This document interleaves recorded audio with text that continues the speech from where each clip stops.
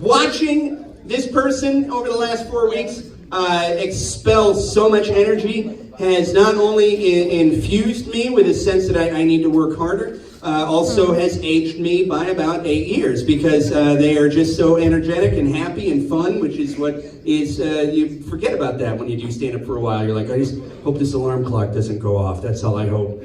Just keep me sleeping in this room. I am so fucking stoked to watch them. They are so funny, and I'm so proud of them. Please put your hands together for Vishwa Stands Up, everybody!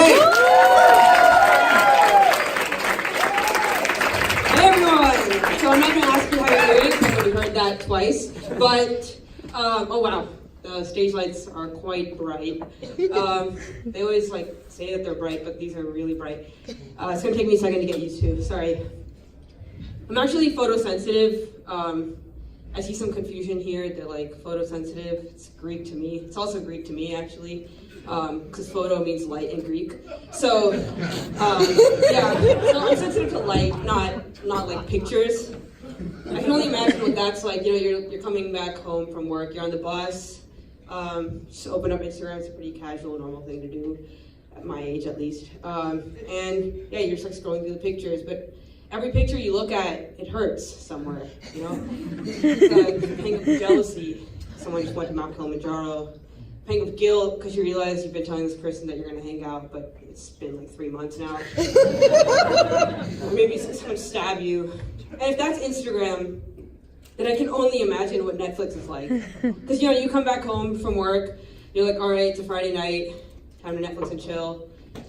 You pop some popcorn, hop on the couch, turn the TV on, and then you realize that Netflix, you're watching a movie, that shit is shot at 24 frames per second. That's 24 photos every second. So Netflix and chill? No, Netflix and stop. 24 times.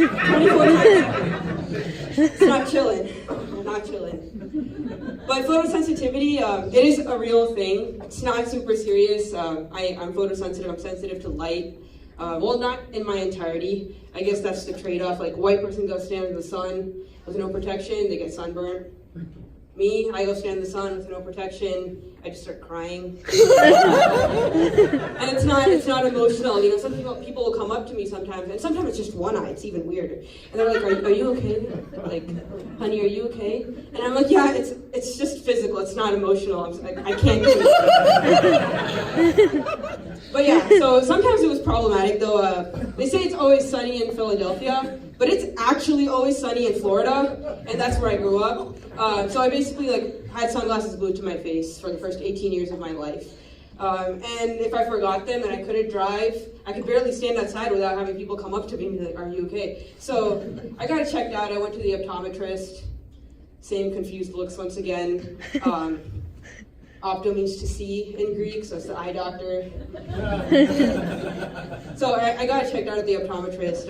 Third time same as the second time same as the first. She was always like, "Yeah, your eyes are just dry. Here's some eye drops." I was like, "It's the third time. Like, it's been 6 months. Nothing's happening. I don't think my eyes were just dry." I think I need a new optometrist, though, because I think she just doesn't trust me anymore. She just keeps prescribing me the same thing over and over again. I actually failed the eye test twice, and that's pretty normal, right? It's part of their job, and twice is also pretty normal, once for each eye. So I didn't realize it at the time, but the thing that actually ticked her off was the fact that I failed the eye test on purpose, and she didn't catch me. So, you know, she went to school for all that time, and then she realizes this 8-year-old just conned her. What did I do? But yeah, I failed the eye test on purpose. I had a lot of friends growing up, and they'd always be talking about their eyesight, you know? Someone would be like, they take off their glasses, and they're like, "Dude, that sign?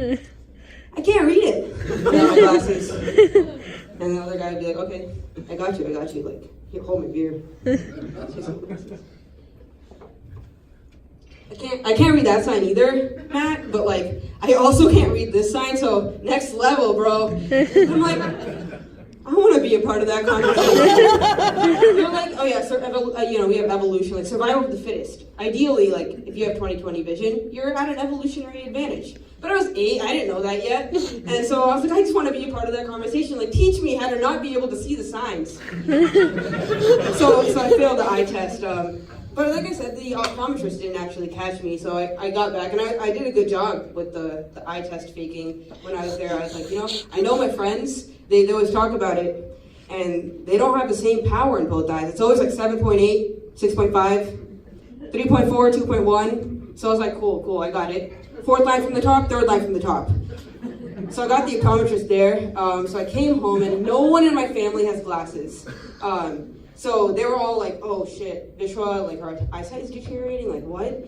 Like this is the first for our family. So I was like, I gotta do one more thing so that they really believe me.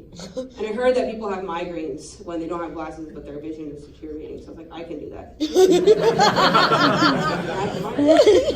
But I was 8. And also, migraines doesn't have any of the prominent Greek or Latin roots that I would have known, so I was like, I got this. So I just hit my head really hard on the wall. But migraine and concussion are not the same thing. Learned that one the hard way. Yeah, but like I said, no one in my family has glasses, and obviously after that, they figured out I was lying. They are smart. They had the Latin and Greek stuff. My mom was always like worried that I was spending too much time looking at a screen, because supposedly that makes your eyesight worse.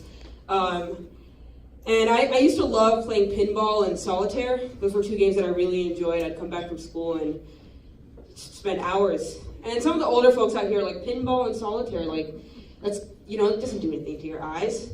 No, I played Space Cadet pinball on Windows XP. Space Bar. Yeah, that shit was so fun. And solitaire, like I've never played solitaire with a deck of cards. I only learned that you could do that after. You can't really go back from like having fireworks when you win to just playing on the floor. So yeah, it was Windows XP or bust, and I went for Windows XP. I only moved on from that when my laptop forcefully upgraded to Windows Vista, and then it all went away, and I was devastated. Yeah, but computer games, big part of my childhood. Then I moved on to consoles and everything. But since computer games were so big when I was in elementary school, our gym coaches, they decided that to encourage the kids to want to play outside, they were like, cool, let's make versions of these computer games that these kids can play on the courts. So the best one was Pac-Man by far. There would be a Pac-Man, there'd be some ghosts. We played on the basketball courts with all the lines. So you just you walked around, and it was basically a glorified version of tag.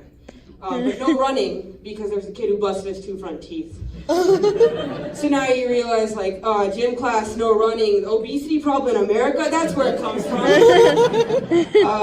But yeah, that was the greatest game. It was a lot of fun, and I was like, I can't just leave this in gym class. I gotta be able to play it everywhere I go, even when I'm alone. My dad really liked going to Circuit City. If you don't remember Circuit City, it's the bankrupt version of Best Buy,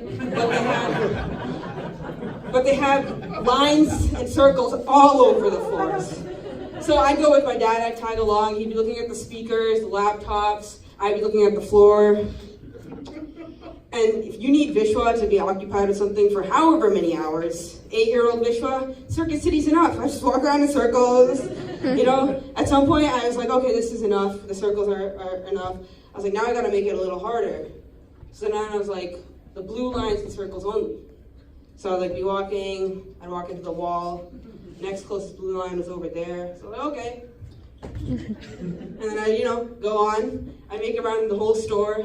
I think it's part of why I'm in the tech industry now. I spent so much time in Circuit City. But then I was like, I can't limit this to just Circuit City. I gotta be able to play these kind of things everywhere I go. I remember one day I was sitting in the doctor's office in the waiting room. There's not much to do. There's some magazines, but it's mostly stuff for the older people who bring their kids. So I was just staring at the floor once again, as usual. And then I realized hey, there's blue tiles, there's green tiles, there's white tiles. I think I can make it through this doctor's visit by only walking on the blue tiles. So it's okay, Vishwa, challenge accepted. So then they called my name. It's okay, I gotta go down to the little room where they weigh you and measure your height and everything. So I got off my chair, my feet didn't touch the ground at the time, so I hopped onto the blue tile that was closest to me. And then I just hopped down the hallway, got to the room. Like, Vishwa, get on the scale, you gotta weigh you. I was like, okay. And they were like, oh shit, don't break the scale. I was like, don't worry, I used to run in gym, the walking thing is pretty recent. So they were like, okay, Vishwa, we gotta measure your height. I was like, okay. They're like, no, you gotta stand right here. And I was like, I'm sorry, I can't. There's no blue tiles there. And they're like, what do you mean? It's a physical, we gotta measure your height. And I was like, but there's no blue tiles. I can't just compromise on my ethics like that. So then I went to another room. But they measured my height, but there's a blue tile by the measuring tape. It's all good. And then I graduated intellectually, not from school, so playing chess. My favorite piece in chess was the knight. If you don't know, the knight is the only piece in chess that can hop over other pieces when it moves. And if you haven't observed by now, I love hopping. So naturally, the knight was my favorite piece. So I was like, okay, cool, I'm just gonna walk like a knight everywhere I go. They're like, Vishwa, come here. I'm like, okay, L's only, L's only, L's only. I keep saying I used to do all these things, and I don't do the L's thing anymore because now I take doves only. But sometimes you'll see me walking on the sidewalk, and I just take this really long step, and it's because I'm only allowed 2 steps in every concrete slab. What can you do? Thank you very much.